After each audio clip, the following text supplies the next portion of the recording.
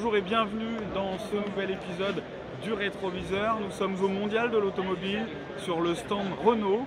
Renault qui cette année joue sur la nostalgie avec cette nouvelle Renault 4 qui sortira très prochainement, ou encore le chocard de la Renault Twingo. Mais comme promis, nous sommes venus pour parler de la Renault 17 Rétrofit. Nous avions rencontré un propriétaire dans les épisodes précédents et on vous avait promis que nous allions discuter avec le chef de design. Nous avons pris le temps de discuter de cette voiture, de discuter de son design, de ce qu'ils ont voulu faire, et c'est ce qu'on vous propose tout de suite.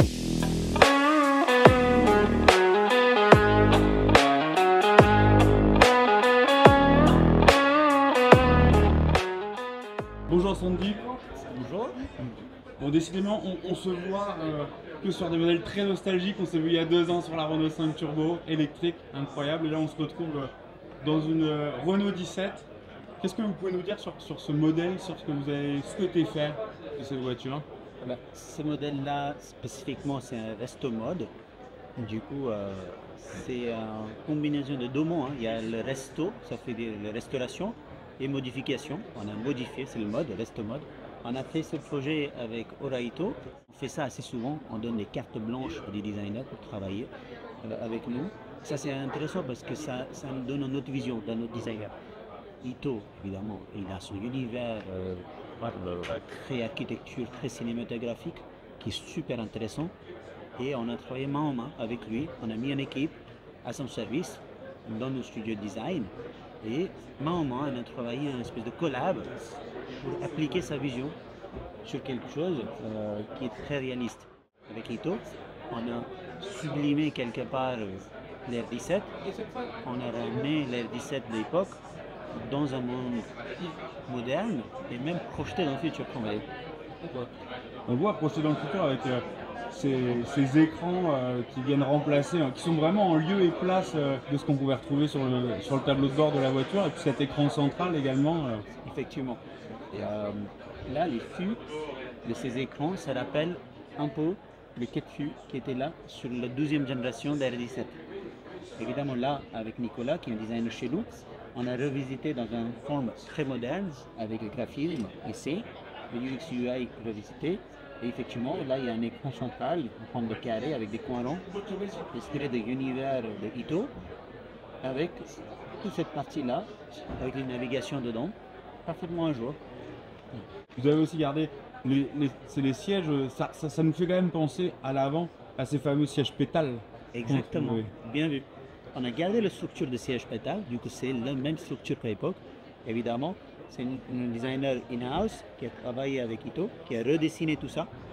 Pareil, les sièges pétales, revisité. Et à l'extérieur, c'est pareil.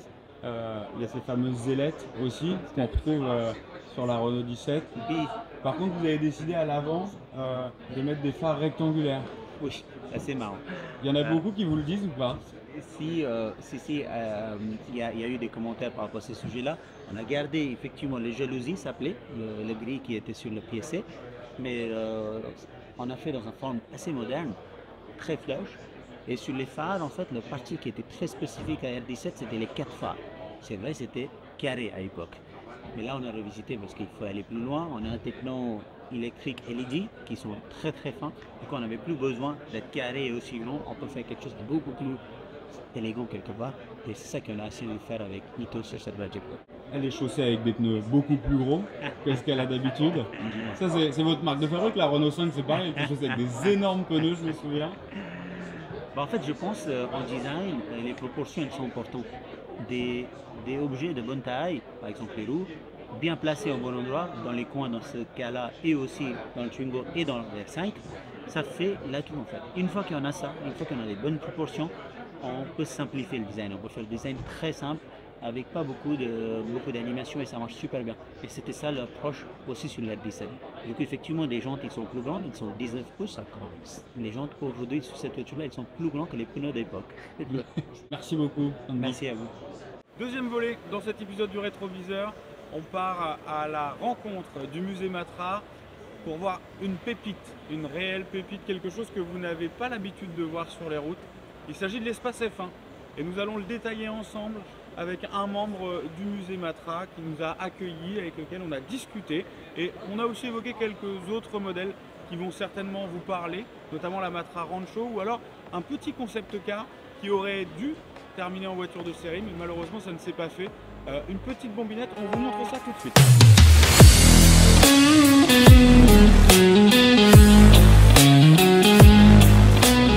Donc nous sommes avec Geoffrey Trémoreux du musée Matra, qui est situé où exactement? Alors il est situé à Romorantin-Lanthenay, donc dans le Loir-et-Cher, donc c'est à 2h30 à peu près de Paris.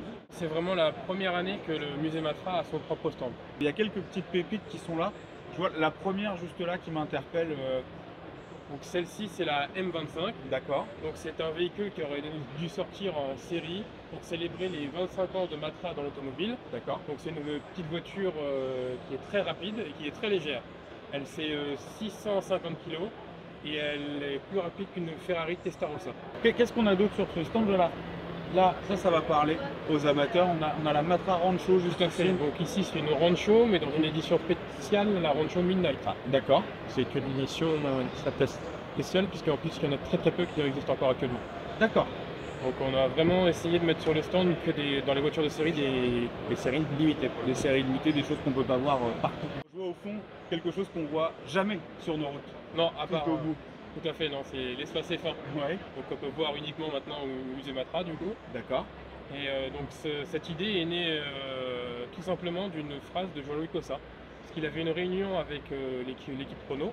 Ils étaient très contents de leur partenariat Renault et Matra pour l'espace. Et donc il y a un membre de l'équipe de Renault qui lance cette phrase 10 ans 10 bougies. Ce à quoi Jean-Luc Cossin rétorque 10 bougies, 10 cylindres.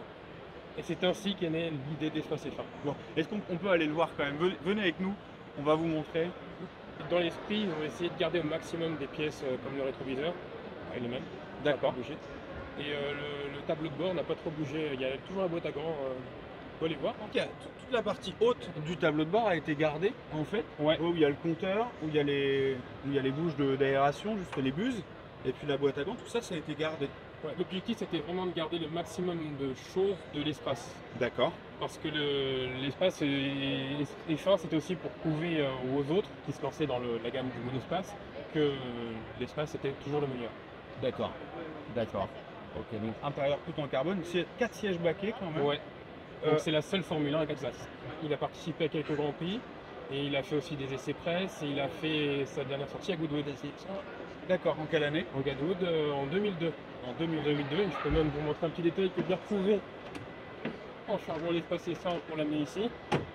La petite carte de son roulage à Goodwood. Excellent. Est-ce qu'il peut encore démarrer cet espace? Alors techniquement il peut, mais c'est très compliqué. Déjà il faut une équipe à peu près de 10 personnes pour démarrer.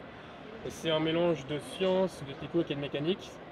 Donc il y a certaines étapes que si elles ne sont pas réalisées parfaitement, il faut toujours démarrer la procédure de A à Z. Et après, étant donné que c'est une mécanique de F1 des années 90, donc déjà c'est pas des mécaniques très fiables, donc il y a un risque aussi en le redémarrant d'abîmer le véhicule. D'accord. Ça serait un peu dommage d'abîmer un véhicule. J'avais entendu, mais je peux me tromper, c'est une légende que il y a plus grand monde qui sait démarrer aujourd'hui l'espace. Là, il y en a F1. Oui, il y en a certains qui sont en retraite et d'autres qui sont décédés. Voilà. Donc ça se perd au fur et à mesure du temps. Et en fait, un jour, plus personne saura le démarrer.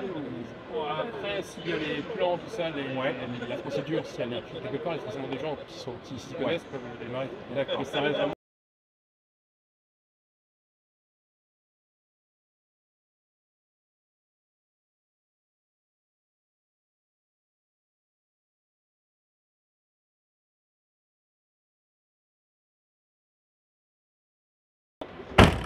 Merci. Merci à vous. Merci d'avoir suivi cet épisode du Rétroviseur. J'espère qu'il vous a plu. Nous avons essayé de faire les choses en grand pour ce mondial de l'auto 2024 et on se quitte dans ce qui sera peut-être la voiture du futur, la voiture électrique.